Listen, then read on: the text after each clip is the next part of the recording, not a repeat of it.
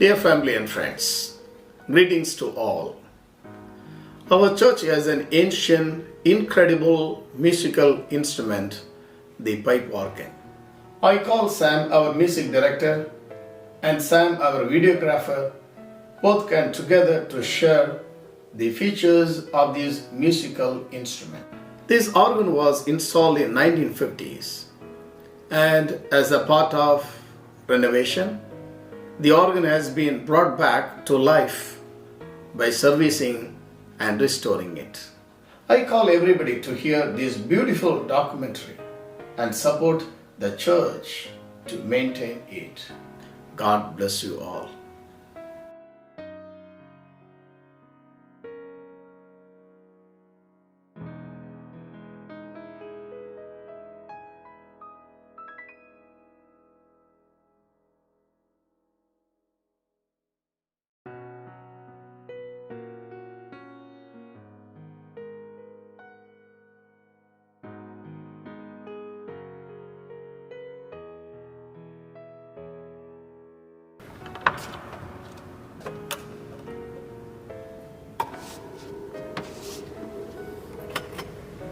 Hi friends, this is Sam here. Today we are going to showcase you a very large instrument which is present in our church. I am so excited to share information about this organ with all of our church members and families. To explain about the instrument, I have Mr. Sam, who is the music director of our church. Hi everybody, my name is Sam and I'm the music director. I have been associated with St. John's in Jersey City for about 7 years now, as a cantor, as a pianist, and I am most excited to share with you in this video our new organ that was built in 1958, that was made by the Schantz family. The Schantz is the oldest and largest organ building company that is still owned by that same family, and I'm looking forward to showing you its features in this video. Sam, thank you so much for your time, and the way you will explain, I hope every common person also will understand about this instrument. I am so much excited to go into this video because it's very new for us. You are going to explain me how you are controlling this big instrument using your fingers and 2 legs. Okay. Shall we go into the video? Sure, let's do it. Can you explain me how many pipes will be in this organ? Sure. It's hard to explain the exact number of pipes, but I know that pipes are organized into ranks, into sets, and there are 27 sets, and there are 39 stops with which to control how the sound is made with those pipes. What is the actual name of this organ? Like, it's a pipe organ or you wind call it a organ? pipe organ, and that's different from a digital organ, because in a digital organ you mix sound and all of that sound is then put through the speaker, and that's the sound. In a pipe organ, all of the individual sounds are mixed by the organist, and in the environment, in the space like this church, that's where you get to hear the mixture. So it might sound different if you're in the front of the church than if you're in the back. And it's powered, yes, by wind. Okay. So when I flip the switch on, it powers the air so that when I press a key, sound is made by going to that pipe. Okay. So is there any electronics involved in this organ? The only electronics that would be involved in the organ is with the blower. Okay. In long time ago, people actually used to pump the air pressure to play the organ, but that would be using electronics, and also some of the switches that you might see in the instrument. Okay. As a common man, when I see this organ, I am seeing lot of switches and keys. Is there any training required separately to operate this organ? There are many levels of training that one could do. There are degree programs and master's degree programs. It depends on your teacher and the ear of the organist. To learn this instrument, we need any basic knowledge about the keyboard or piano, then we have to sit here, or we can directly learn this organ? I think to learn this, you wouldn't be required to learn piano first, but that would help. And there would need to be some knowledge of music theory, because there's a lot of keyboards here, okay, and it's essentially using those keyboards to make the sounds. When you sit in this cockpit, how grand you feel? Like, it feels very powerful, especially when it's making a lot of sound. And I think that's the beauty of it, the ability to mimic almost like a full orchestra. In few churches I have seen like the sound comes out from a smaller hole space like kind of thing. But here it is fully exposed, right? So any difference in the sound output?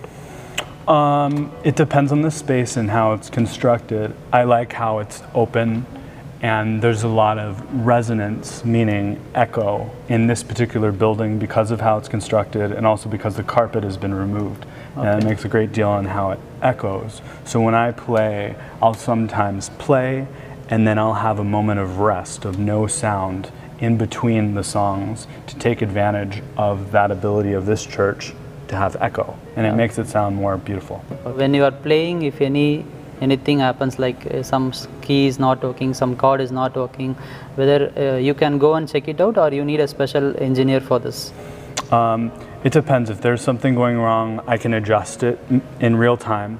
But if I can't, that does require maintenance. And the person who repaired the organ for us this year would come and tune the pipes. Each of them require tuning, just like a piano. Okay. So I see a lot of preset options available in this organ, right? It's good to have those presets because it has a lot of switches. So when we have a preset, it will be easy for us to switch the chord, notes and everything, right? Yep, yeah, presets make it easier so that mid-song, and even if it's more important if it's a fast song, while I'm playing, instead of having to pull, push in and out, I would just press one of these preset buttons. And any organist can determine whatever presets they'd like and set it using those buttons. You are going to take me into a music tour. Okay. So you can explain the keys and stuffs, whatever present here. Okay. And you can explain the layer, the foot pedals, everything. Sure. When you look at the organ and you start to play it, you see that there are 3 manuals. They're called 3 keyboards, and as well as the foot pedals. And there are a couple pedals down here that I will also use to control sound. This one says crescendo, which means to get louder. And to get louder, I would go like this. This is a swell box, which adds another layer of volume to increase the loudness of the sound. And then this one goes with one of the manuals, the bottom one called choir. Coming back up here to the top, this is choir, this is great, and this is swell. And they each have their corresponding stops labeled swell, pedal, great, and choir. When we spoke before about mixing sound, this is how it's done. You pull the stops here until you get the sound that you like. You can take advantage of using all the keyboards, and you have your presets here. These mix the sounds of the individual keyboards. Okay. So when I can play them independently, I can play them together, and then I can also make it so that some of the sounds that I get from this organ can come, for this keyboard, can come to here and vice versa. Okay. So in other words, all this does is mix the sounds even more. Okay. Sam, can you explain about those indicators? Sure. So this as an indicator for crescendo, so that, because it's kind of tough sometimes with your foot to know, how hard you're pressing it. So when I press it forward to make it louder, you'll see more of these blue dots appear. Okay. When I press make it softer, less of them appear. This indicator light just tells me that the organ is on, that we have wind, that it's being powered, so that if I press a key, a sound is made. And this one is another stop setting that just makes the organ a lot louder. It's called sforzando, and in Italian that means suddenly loud. Okay. Can you explain us how this organ operates, how it functions, what is the basic concept behind this? Sure. So a blower is turned on to power the wind, and when I press a key, certain pipes or sets of pipes are enacted, and wind is processed to those pipes, and out comes the sound. And the sound is, any sound is vibration, just like a human voice. And if it's louder, it's going to carry a lot farther, and if it's softer, it'll have a different tone. Okay. Do you have any information about this history of this organ? I know that this one was built in 1959. Organs throughout history have been used to serve not only churches, but baseball stadiums, large events, also movie theaters. There's one movie theater in Jersey City, I believe, that still has an organ in working condition called the Stanley. Okay. That's a few blocks up. Near the General Square one? Yeah, near the Journal Square. The reason that there aren't as many nowadays is because they cost a lot to maintain, and there's a lot less organ training going on. In earlier days, like DJ, they used this instrument, right? Yes, right. This is the historical comparison to a DJ or a mixer. Because so many kinds of instruments we can mix in this output, right? So that's why. Right, yeah, and all with one person, because you could still throughout history have an orchestra playing several instruments and have a conductor, but this kind of puts it all in one big package and allows one person to control all that and do it. Okay. When you are controlling this instrument with hands and legs, will you find any difficulty, like when any chord or note changes? Yeah, it's quite the task to play with hands, feet, and sing at the same time. So what I've been doing since I've started learning it at St. John's is adding layer by layer. Right now there's a few songs per mass that I might use the foot pedals, but mostly my priority is making sure that everything's played correctly and that my voice is loud and strong enough. Okay. When I come into this church after this organ installation, it gives some pump up inside our body. Whenever any new person comes inside, when they hear this sound, they used to turn back and see you from downstairs. So it has some energy, right?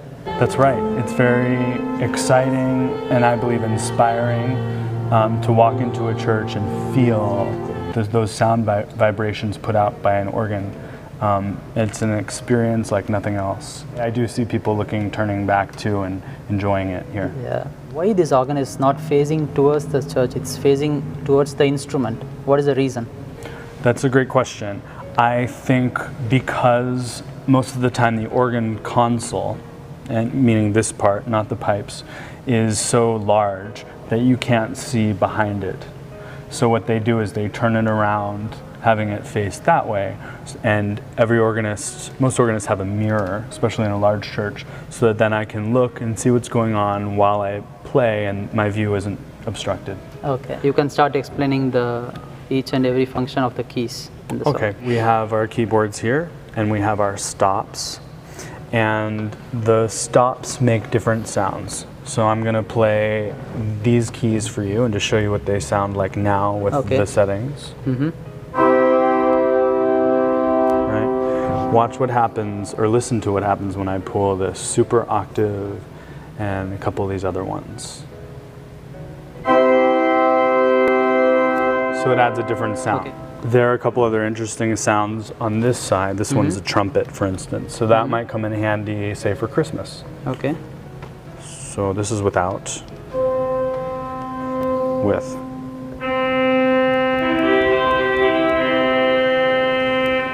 If it's too much to pull what I want during a song, you have presets. So by pressing a preset, it changes some of them. Okay, you press. Yep. Can you show us? So I'll show you again. This is me pressing number 2 and then pressing number 1. And it's for convenience. This might be a fun one to hear. This is chimes on the choir setting.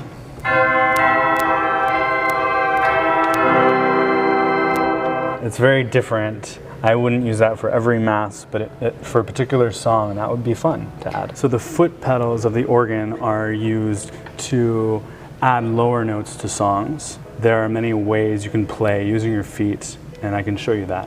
What I might do during mass for certain songs is play longer notes underneath the other things that I'm playing. It sounds like this.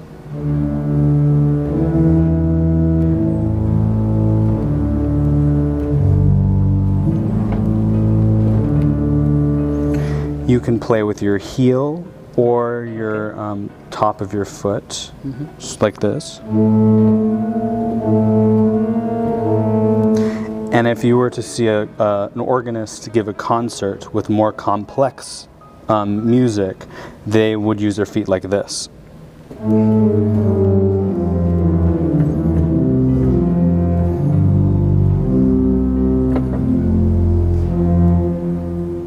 So it can be pretty active or non-active depending on what the music is. The highest note is always going to be towards the right side of the keyboard. So any one of these. That's probably the highest one. Okay. And to the lows, I would go to this foot pedal keyboard. And you would go all the way to the left here. Hear that nice rumble? Oh, yeah. So they sound similar because they're using the same pipe. Okay. Right. Okay. Sam, could you play us the loudest music output from this organ? Sure. For that, I'll need to engage the 16-foot pedals, the largest pedals on this organ. Okay. And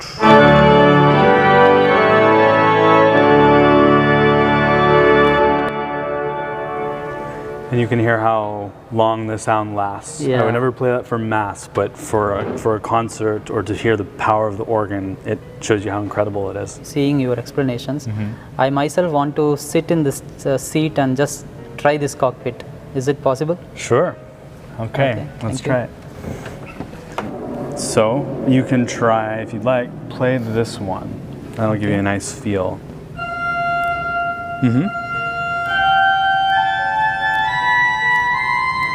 Good. I know a old song in my language. Okay. So I can just try to recall it. Okay. How about, is it okay if I stand here and accompany you a little bit with what you play? Yeah. Okay.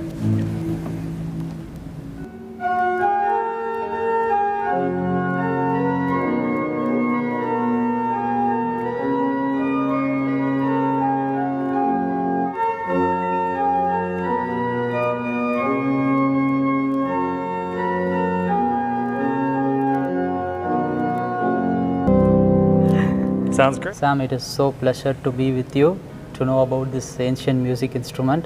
You explained it really well. Even a basic person who does not have any music knowledge can understand this about this organ. So thank you very much for your time. You're welcome. It's my pleasure to explain it and show the organ to everybody. It's my hope that once the health situation in New Jersey gets better, we'd love to have a full choir again. And invite new members to really take advantage of what this organ can do for our music ministry here and for the church. If anyone watching this video has any more questions about the organ, please feel free to stop by after Mass and say hello. Thanks.